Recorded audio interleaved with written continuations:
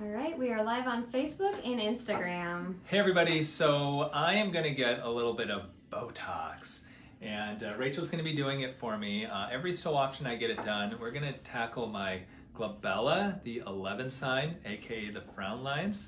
And so this is live, so if she botches it, then you're going to see it live, and then we won't actually save it, so you won't see it after that. But hopefully she won't botch it, and it'll be just fine. I think it will be fine. All right. Are you nervous? No. I've already done this once. So I'm not on any blood thinners. What else do we look for? I'm not pregnant or nursing. And what else do you look out for? I don't have any concurrent infections going on. All right. So that's also, and then I'm not on any antibiotics, which aminoglycoside antibiotics may interfere with Botox. I think those are the main. I don't have Guillain-Barré syndrome, which is a neurologic issue that you don't want to have, or you don't want to have Botox if you have that. And I'm not allergic to eggs, although we're doing Botox, not Dysport today. So if you're allergic to eggs, you don't want to have Dysport. Maybe. Anything else? I don't think so. I think those are the main things. Okay, and I'm strong, so I can withstand pain. The most severe pain ever I can withstand without even reacting at all. All right, here we go. Okay, go ahead and squeeze between the brows.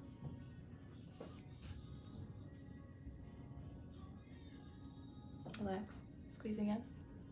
So she's gonna do a little bit of a smaller dose on me. We're just gonna do 10 units of Botox. You can typically do anywhere from really 7.5 to 20 units, 20 being in somebody who's got a lot of real thick muscle there. We just do a more moderate dose of 10 units for me. Okay, I'm gonna put you back. So I'll show you right now, this is how it looks. So I have no Botox in there at all. Now I just touched it, so I have a higher risk of infection now. So she's gonna have to clean it off again. Sorry. But this is how I look now, and so I'll show you in a few days. Within a week, hopefully, I won't be able to do this quite so much. Sorry. All right, let me clean you again. I might have to Bad mark you patient. then too. You don't remember where your marks were? Well, I do, but You can remark me if you want. they're still there. Okay. Are there any questions coming through? Not yet. All right, good. They're faintly there, so. Okay. I'm answering all their questions before they even have them. I'm gonna put you back. Okay. We also had that YouTube video up about what Botox does for the muscles of the face. Are Cool. you comfortable? Yeah. Okay. I won't be in just a second, though. I'm gonna start right in the middle. But I can take pain. All right, I'm going to close my eyes.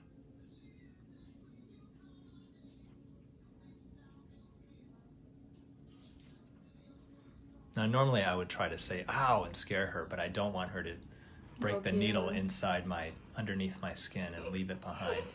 That would not be good. We have a question. How much does Botox normally cost? So in my office here, we have two prices. There's one for me, which is I think $15 a unit, and one for my expert injectors, which is $12 a unit, right? Yeah, $12. $12 a unit, yeah. And if you join Brilliant Distinctions, which is the frequent buyer program with Allergan, you usually save a little bit of money each time. Doing okay? Yes. Now on the pain scale of 1 to 10, this is about a 9.5. But as you can see, I'm not flinching at all because I have such good pain tolerance. Or maybe it's the injector. Could be. No, I'm just kidding. You can feel it. It's a little more than a mosquito bite, but that's about it.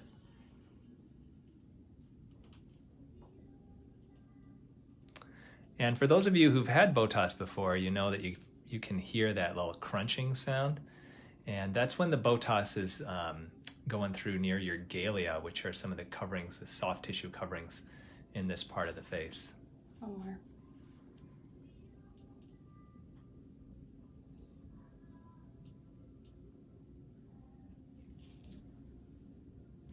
Now, Botox lasts anywhere from 3 to 4 months, and it usually will take at least a few days for it to take effect. Can take up to a week or so, and sometimes people get a little bit of an exaggerated appearance initially, and then it settles itself down. We have one more question.